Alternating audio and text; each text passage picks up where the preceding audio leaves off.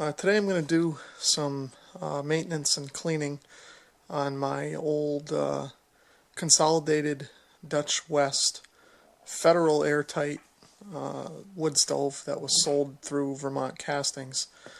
This is an old stove, probably made somewhere in the late 80s or early 90s, but it's only been in use for the last 3 or 4 years.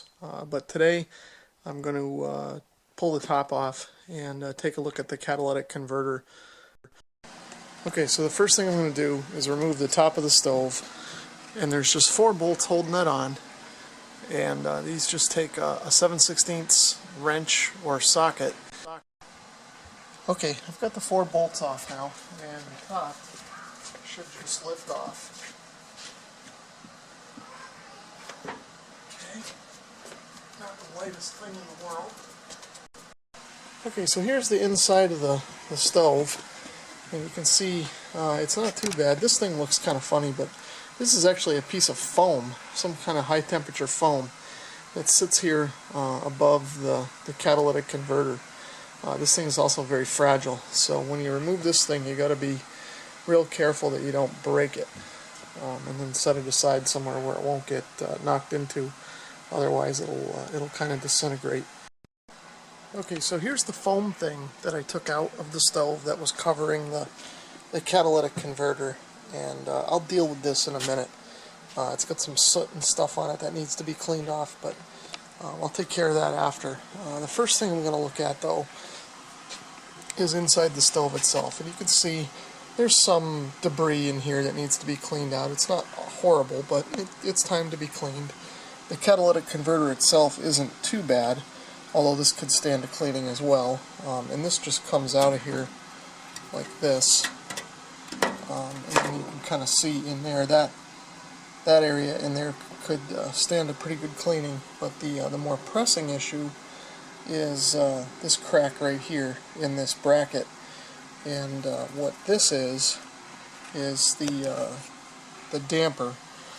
Under normal operation, that remains closed, and the smoke from the firebox comes up through here and through the catalytic converter and then out into this area and up the chimney. But when the stove is first getting going, before the catalytic converter is warmed up, the damper needs to open, kind of like this. And you can see that it still functions and everything, but I imagine that before too long that bracket's going to completely break, and that I won't be able to open the damper anymore. So I'm going to have to try and address that. Now, this crack here that's in the surround for the catalytic converter is, I think this is something that's been here since the stove was new. This stove was purchased as a sort of scratch and dent model, and there really were no scratches or dents or any kind of blemishes on the outside. So my suspicion is that this crack was here since the day the stove was purchased. And although not ideal, it does seem to function okay. Doesn't seem to be any problem with the stove or anything like that. But over time, this kind of opening has sort of changed shape a little bit, and the catalytic converter doesn't sit quite in here as nicely as maybe it should. But aside from that, I don't see any issue with this crack. But this one here will need to be looked at. Okay, so you can see here I've got the stove cleaned out, got some of the debris cleaned out of here, and as I was cleaning it, I broke this bracket the rest of the way off. So now I'm going to remove the damper first, and there's just 2 bolts over here on the sides, and just pull this out of here. Okay, and this just comes off. You can see it's kind of a simple hinge mechanism. This is just a 7/16. Thought it was 7/16. And that might be a little tight from the heat.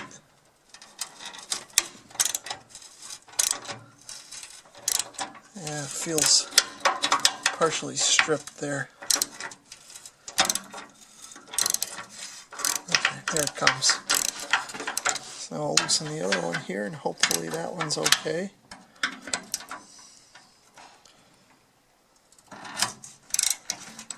feels better. Okay, with the bolts loosened, the bolts just come out and you can see that flat piece there.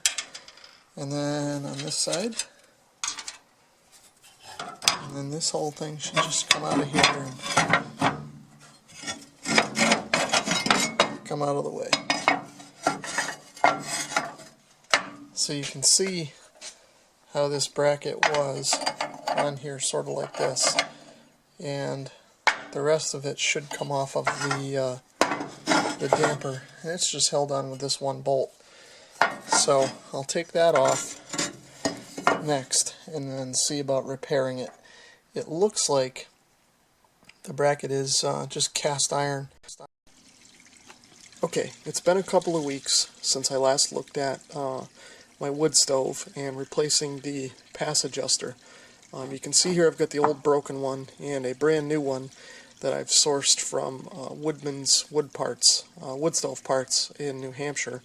I've actually ordered two. I'm not going to need this one. I'm just going to keep this kind of for a spare in case this one breaks. So anyway, along with the pass adjusters, they've included some instructions on how to kind of heat treat or pre-season these things before you use them in the stove. And basically what you need to do is put them in your oven. Start off at a low temperature. I think 325 degrees is where I started according to the instructions. And then increase by 25 degrees every half hour or so until you reach the maximum that your oven can sustain.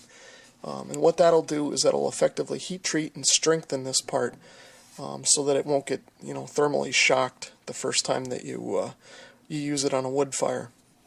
So I've already done that process. I didn't videotape it, but you can see here the part is now kind of a black or dark gray color.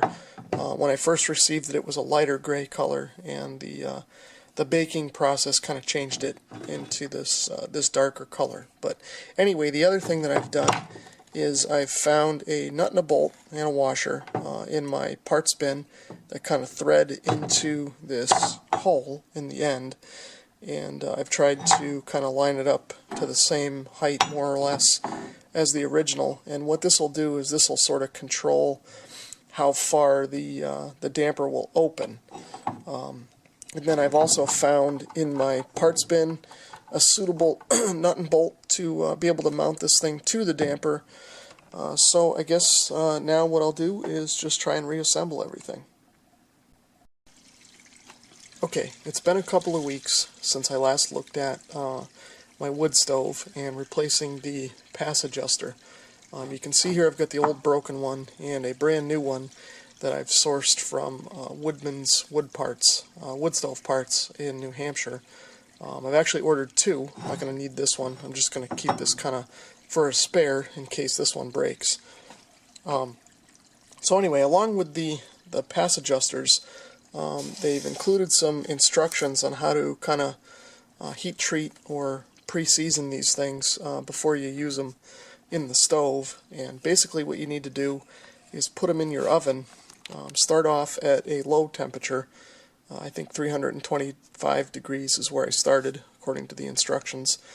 And then increase by 25 degrees every half hour or so until you reach the maximum that your oven can sustain. And what that'll do is that'll effectively heat treat and strengthen this part so that it won't get thermally shocked the first time that you use it on a wood fire. So I've already done that process. I didn't videotape it, but you can see here the part is now kind of a black or dark gray color. When I first received it, it was a lighter gray color, and the baking process kind of changed it into this darker color. But anyway, the other thing that I've done is I've found a nut and a bolt and a washer in my parts bin that kind of thread into this hole in the end, and I've tried to kind of line it up to the same height more or less as the original. And what this will do is this will sort of control how far the damper will open.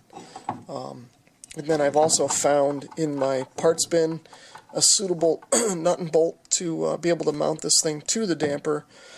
So I guess now what I'll do is just try and reassemble everything. Okay, the next thing I need to do is remove the pass adjuster rod, and I'm going to do that basically by turning it counterclockwise, and you can kind of see down here it just threads in to this plate.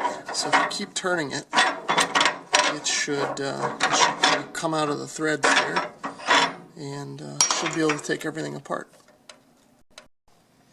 Okay, so you can see I've got the bypass door kind of set aside here.